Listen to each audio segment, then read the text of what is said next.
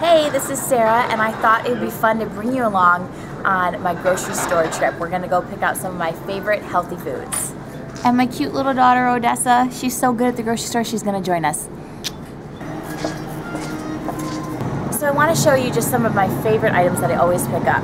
I always head straight to the produce section when I get in the grocery store, and I make a big stop here at all the leafy greens. Romaine lettuce is a must. I've always got that in my fridge. But what I really want to show you is right over here. One of my newest favorites is kale, and it's just filled with so many important things that you need in your body, vitamins and minerals, and it's so easy. You can steam it, you can boil it, you can eat it raw in your salads. My favorite thing to do with it is mix it in with other ingredients, just boiling it in a pot of water, and that will steam it really nice to make it soft.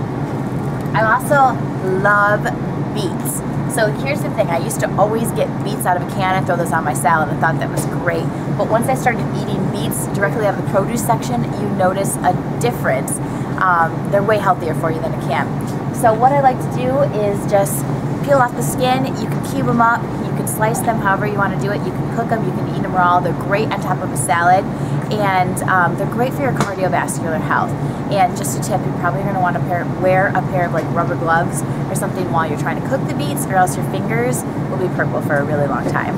And one of the newest things that I have discovered is the jicama. I didn't really know how to pronounce it until recently, but when we did the Ultimate Reset, there was a great recipe in here that used jicama. So this is a low-calorie root vegetable, and the great thing about it is that it stays crisp, and it really adds a nice texture to your foods. So I've done a salad mixed with avocados and jicama that had a great flavor, great texture combination. You can also use it, you can cut it into slices and use it in dips. You can add it in salads for another texture. And like I said, it's low calorie. Alright, one of my favorite tips is the spaghetti squash, this nice little yellow vegetable here. So, what I like to do with it is cut it in half, scoop out the seeds that are inside, then put it in the oven around like 350 degrees, let it cook basically until it's soft, and then you can scoop out the squash, and it actually looks like little spaghetti noodles, and I just use that as actual spaghetti. So I'll still make the meat and the sauce, but put it on top of the squash, so instead of having pasta, you're actually having a vegetable with one of your favorite meals. Another vegetable that I discovered when we did the Ultimate Reset is the leek. Funny story, I actually thought this was a shallot, so I bought it, but it's actually a leek.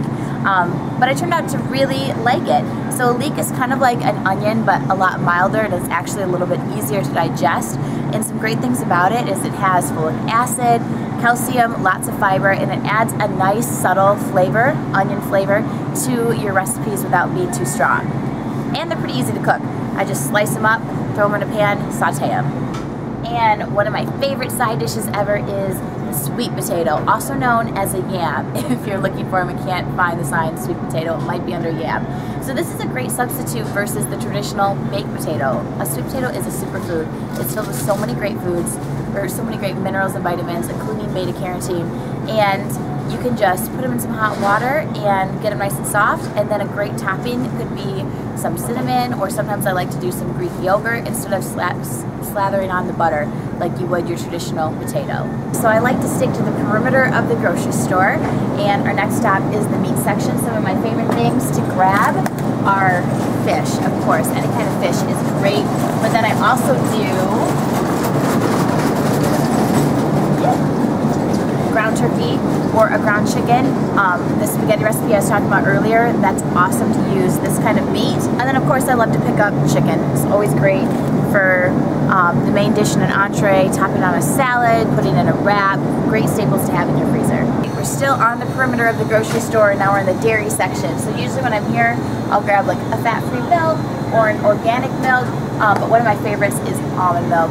I love doing it in my Shakeologies. The chocolate almond milk is kind of like a dessert to me, a little bit higher in calories, but that's kind of my splurge, one of my favorite things. Still here in the dairy section, great thing, of course, to have in your fridge, eggs. They're so easy. You can make up some scrambled eggs really quick in the morning, or I like to hard boil them and have it on top of a salad.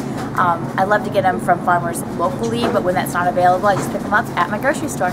My last stop when I'm at the grocery store is actually in the frozen foods aisle. Frozen vegetables are awesome for you. Fresh is best, but frozen is still really great. So this is a, stocking up your freezer with a bunch of veggies for a side dish is healthy and quick. But one of my favorite vegetables is actually down here. Sometimes you have to search on the bottom shelf. I love edamame, and this is the shell kind, so it requires minimal work. Just put this in, stir fry with a bunch of other vegetables, and it actually makes a really hearty meal. Edamame is loaded in protein, so if you're not going to have meat that night for your entree, this is a great substitution. So I hope you enjoyed my healthy tips through the grocery store. Of course, I'd love to hear yours. We all have our own. Please share them below in a comment.